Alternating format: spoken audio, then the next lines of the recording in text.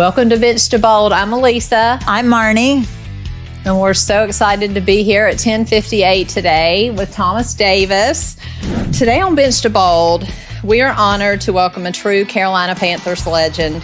Thomas Davis spent 16 years in the NFL and 14 of those with the Carolina Panthers. And this is where he became the heartbeat of the defense with the Carolina Panthers. He's a 3-time Pro Bowler. He's first team All-Pro.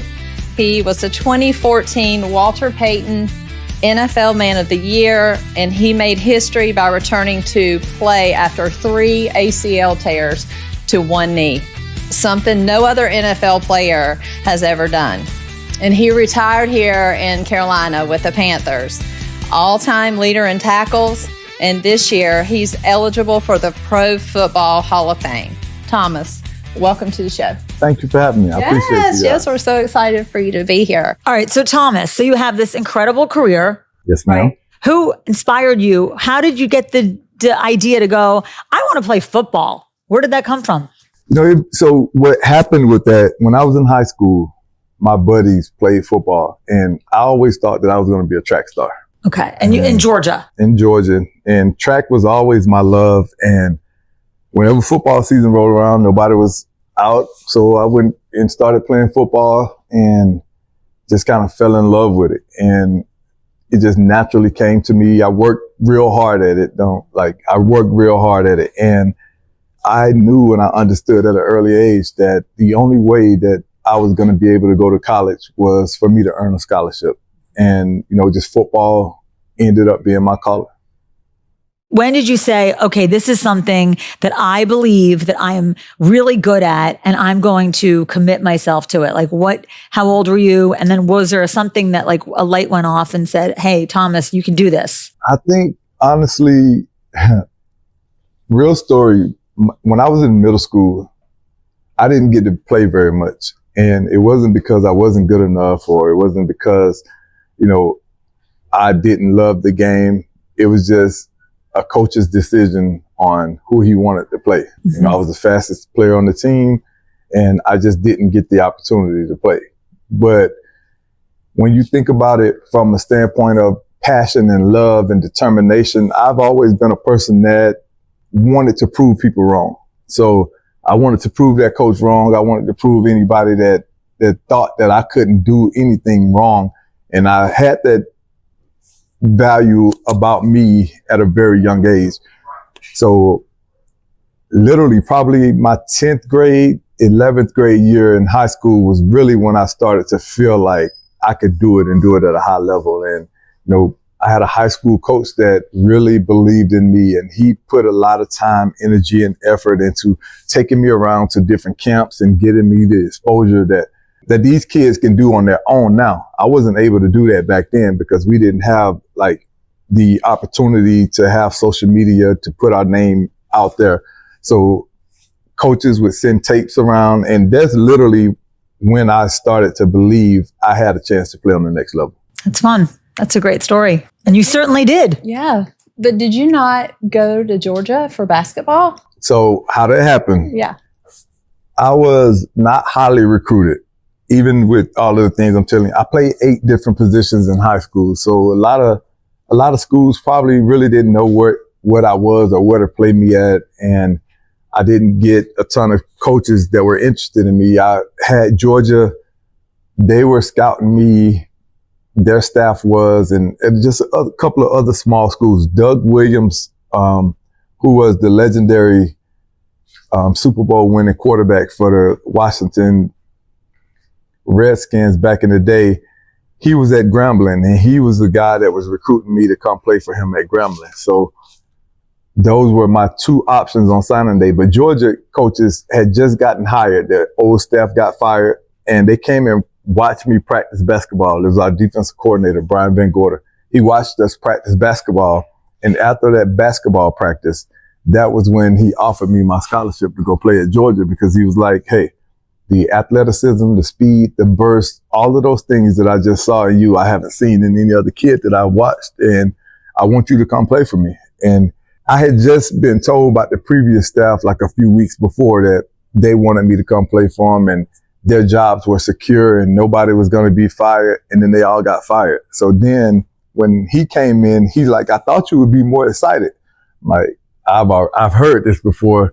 So, but it all worked out. It was one of those things where I knew where I wanted to go already. I already wanted to go to Georgia and play for my home state. But the opportunity it seemed like it slipped away. It slipped through my fingertips when that coaching staff got fired. And for me to get that opportunity presented right back to me, I mean, it was a blessing. Yeah. So it's kind of how the story went. You know, I was practicing basketball, and I tell kids this story all the time. Like, there were a lot of things that could have went differently that day when he stopped in and talked to my coach. Absolutely. He didn't know that I was at school. Like, he heard from another coach that they kept on the staff that you needed to stop in at Randolph Clay and talk to the coach about a kid that they have down there. So he was just doing his job, stopping in. And we just so happened to be practicing when he came in. So I tell kids, I could have been, what if I skipped practice that day? What if I was being disrespectful? What if I was being lazy and not working and competing the way that I compete every time I go at something?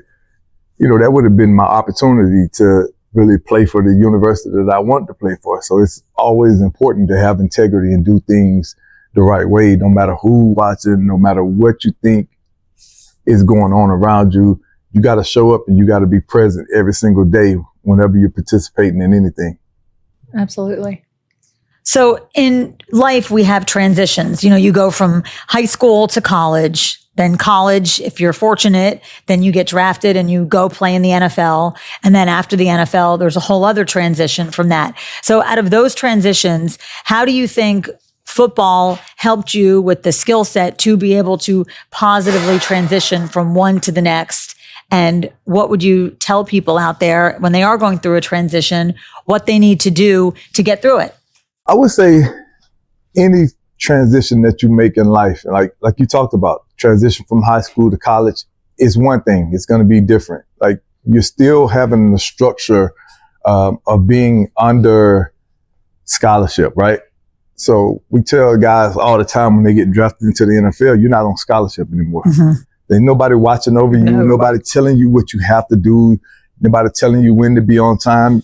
You leave from being in that situation to being structured, to having to go to class, to knowing you got to be on time for that, knowing you got to be on time for practice, and having someone wake you up or make sure that you go to class. That doesn't exist anymore.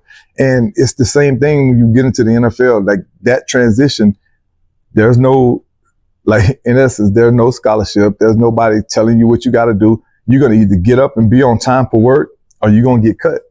And that's the reality of it. That's how the NFL is. And a lot of guys understand that. I mean, all the guys understand that. I ain't going to say a lot of guys, but, you know, there's still times where life happens. You know, you might oversleep. You might have something happen that may cause you to be work, but it can't be late to work, but that can't be a regular thing. It can't be something that you constantly do, because they're not going to put up with it. I mean, you're going to lose a lot of money in the process. And as you transition out of the NFL, whatever job field that you decide, if you decide that you want to go and work, you got to put that same kind of energy and effort into knowing that there are going to be a lot of expectations on you. So you got to show up every single day. So the NFL and sports in general definitely, I feel like, helps kids understand the value of teamwork and working well with others. So I think that that's the most valuable component that you can get out of being a part of a team, but also in transitioning, it also helps you with that as well. Well, I definitely think, you know, we always talk about sports being the universal language and just getting kids the opportunity to play. They don't have to go to the level. It's highly unlikely that they will make it to the Thomas Davis level, but the benefits of kids playing sports, boys and girls, is so important. So when you're out there and encouraging the youth, how do you get them excited about playing? Maybe they've never played, or maybe they've never done anything. What do you tell people just to go? How do you encourage them to go do something? You know, one of the things I love doing is just sharing my experience. And I think that's the greatest way of really allowing the kids to understand and know how much fun they can have doing something, or how exciting it is. Whenever you share experiences with kids or people in general, it's going to always come off authentic, and it's going to always come off genuine. And people can see that, and they can feel that. So whenever you know for a fact that somebody is speaking from their heart, they're speaking genuinely about something and they're very passionate about something that they truly believe in, it resonates way different than any other thing. So that's one of the things that I try to make sure that I do whenever I'm speaking to kids about schoolwork, making sure that they understand the importance of that, because nothing else matters at the end of the day if you're not doing what you need to do in school, because you can't go play any sports. You can't go become any professor, any career field that you want to do. You can't attain if you don't do the things that you need to do in school right now. So I feel like that's one of the most important things in the messages that any player would tell any kid. I think you have to be disciplined. You know, it all comes down to being disciplined. No question. Yes. So let's talk about legacy. Do you, thinking back on your legacy, do you think there is one? Was there one game or one season that you think defined your legacy? It would have to be, without a doubt, that 2013 season. Yeah. That in the 2013 season, that was the first year that I was able to return to the field after 3 consecutive ACLs. That's unheard of. It's unheard of, but it's truly a legacy defining moment, because to be the first player to do anything is special in the NFL. And for me to be the first player to ever return to the field after tearing my knee up 3 years in a row, when so many people doubted it, including myself at certain points of the process, that to me will always be something that I feel like will be a part of my legacy, and it'll be a part of the story, and it'll be a part of the story that would help another player somewhere down the line. I don't know at what point, but they're gonna be a point in time where a team has to make a decision on the player, and they'll look at it differently than they have in the years past. And for me, that's special in itself. Mm-hmm. All right. So you win the Walter Payton Man of the Year award. That is, I think, it is highest. Probably the most coveted prize in the NFL. And each year we see incredible leadership that goes into winning it. So what was it that you said, all right, I'm going to do that this year? I mean, you obviously are incredibly philanthropic, but what were the things that led you to that? It's just constant repetition of doing the same good works. So for us, it was giving back to underprivileged kids and doing the work with my foundation. And we've been doing that work for a very long time. I think we started really doing it without the foundation in 2007. In 2008, we established the foundation. And ever since then, from 2008 until now, right up to 2025, we still been doing the works of the foundation and giving back to families and giving back to kids and trying to make a difference and an impact in any area of their life that they need assistance with that we possibly can. So that's one of the things that I take a lot of pride in as a player, as a not even just a player, but as a part of this community, just giving back and knowing that I'm making a difference in the lives of these families. That's important to me, because I didn't want to be one of those players that only did the work while I was a player. I wanted to create a foundation and a model that would be able to sustain well after my playing days, so that we can continue to make an impact for these kids and these families. And that's what Defending Dreams has been. So, you're loved by fans all over the world. So what is that intangible thing that you believe that you possess that everybody's like, Thomas Davis, oh, I love Thomas Davis, and everyone gets so excited? And still, after retiring, the enthusiasm has probably even grown. I think for me, the thing that people have always gravitated towards me for is my ability to fully understand that people are important. Mm-hmm. And I don't try to treat anyone better or worse based on who they are. So for me, it's always important, whether it's a kid, whether it's an adult that I admire and have respect for, I try to look at the situations the same, right? And you just never know what kind of impact or what kind of moment that you can have with the kid if you just take a time to just pour into their lives. Or you just never know who that kid may become or what they are fortunate enough or capable of becoming. But you do know for a fact that if you make a decision to turn a kid away, or if you have a bad interaction with a kid, how much of a difference and how much of an impact that can make and how you're going to be viewed. And I just never want to be that person. I never want to be viewed as somebody that is looked upon in a negative light. So I spent a lot of time making sure that I did things the right way. Have I been perfect? Not at all. Not even close. I'll be the first person to tell you that. But I can definitely tell you without a doubt that my mindset and my goal has to been to live a life that my kids can be proud of. Well, I think that they certainly are. So who are your idols? Did you have people that you looked up to? No question. One of the biggest ones was Michael Jordan. Mm-hmm. And, I've been very, very fortunate to have a relationship with him over the past maybe 10 years or so. And to me, that's special, to idolize a person and to, as an athlete, look at how courageous and how amazing a person can be on the field. But then once you get to know them on the court, field, track, and once you get to know them and you get to see that they're still that same amazing person, man, for me, that was truly special. Just having the opportunity to just have a relationship and a bond with them. Have you played basketball with them? I've never played basketball with him. What are you waiting for? I think you need to do like a charity challenge, Listen, one thing about MJ, he's competitive to a T, and I don't like losing. Okay. I'll just say that. I'll leave it there. I don't like to lose. So I try to pick my battles wisely. Right. Okay. I got it. Well, you never know, but maybe something where you guys are both, I think, very philanthropic and incredible athletes and really care about making a difference. So yes, maybe important. We'll see you on the court one day. So let's talk about this 2025 roster. Okay. For the Carolina Panthers. We're all excited about this season. What excites you about this roster?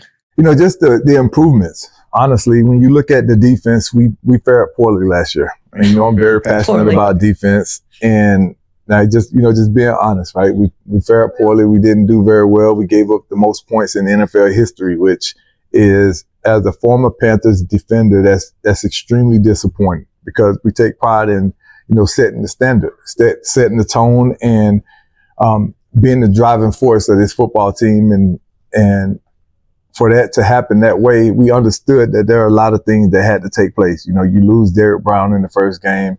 You eventually lose Shaq Thompson. You lose Josie Jewell, who was your starting middle linebacker. And then you just constantly lose bodies. And that's never going to be something that's going to be conducive to you being a good football team when you lose all of your best players. And what Dan Morgan has done this offseason, he's went out and he's brought in a ton of very great quality players. And for me, that's more important than making a big splash and going to get one guy and you pay a whole bunch of money to, which we were about to do with Melton Williams from Philly that went to the Patriots. But at the end of the day, I just feel like the way that he has constructed this roster and the way he used the money, it allows us to be a more consistent football team for a long period of time. And he did the same thing with the offensive line last year, and we saw the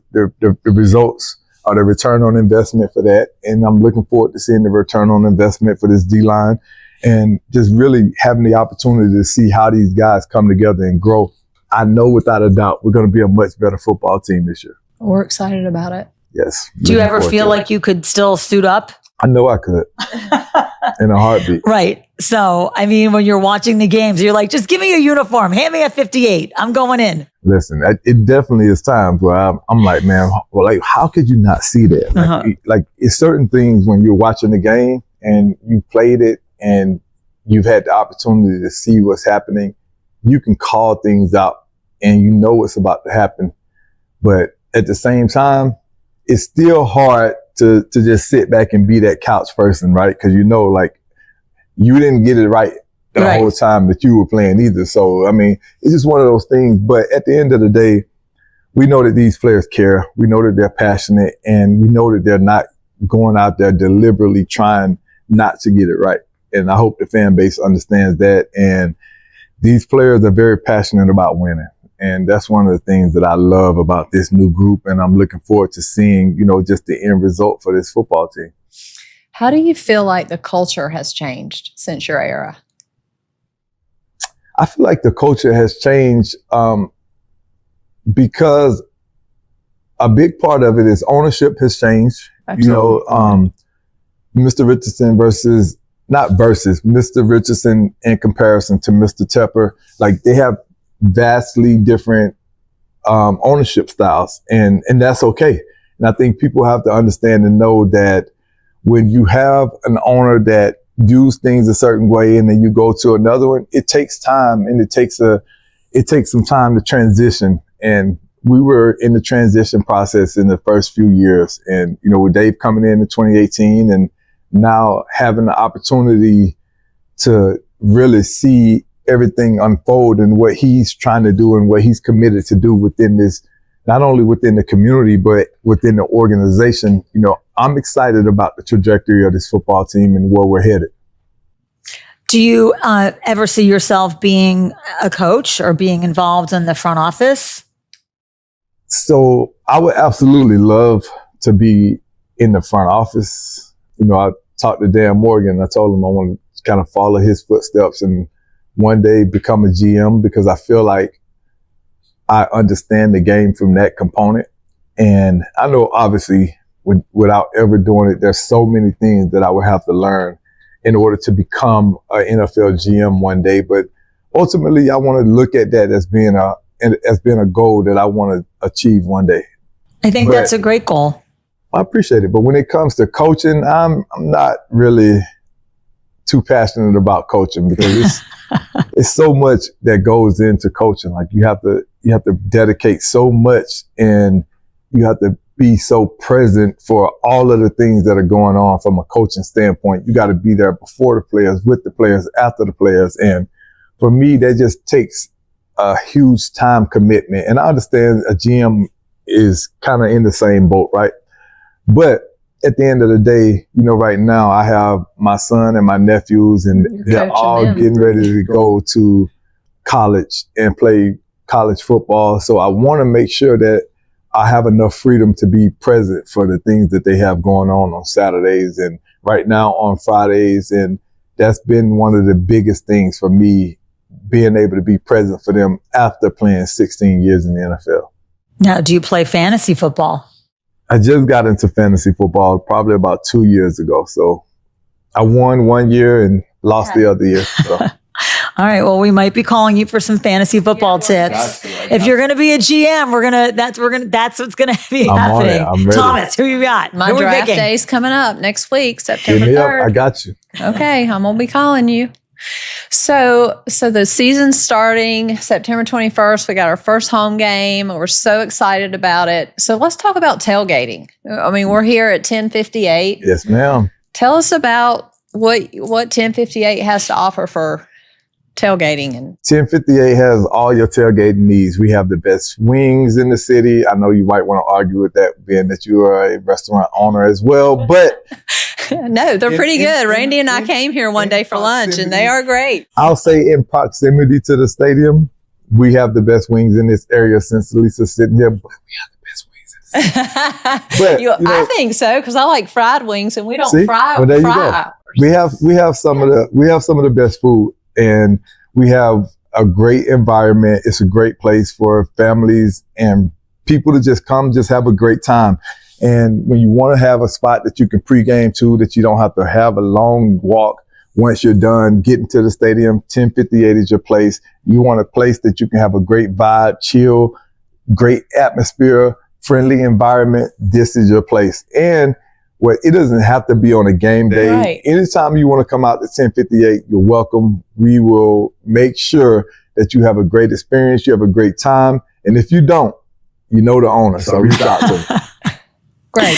Well, I think you're going to have lots of people coming to 1058, Thomas, not only because they're looking forward to some fried wings and some delicious food, but also because again, the man behind the business. It's always the people that are in the front office or really making things, moving the ball down the field, or in your case, blocking the ball from going down the field that really truly make a difference. And it's really been great to have you here today on Bench to Bold and sharing your stories.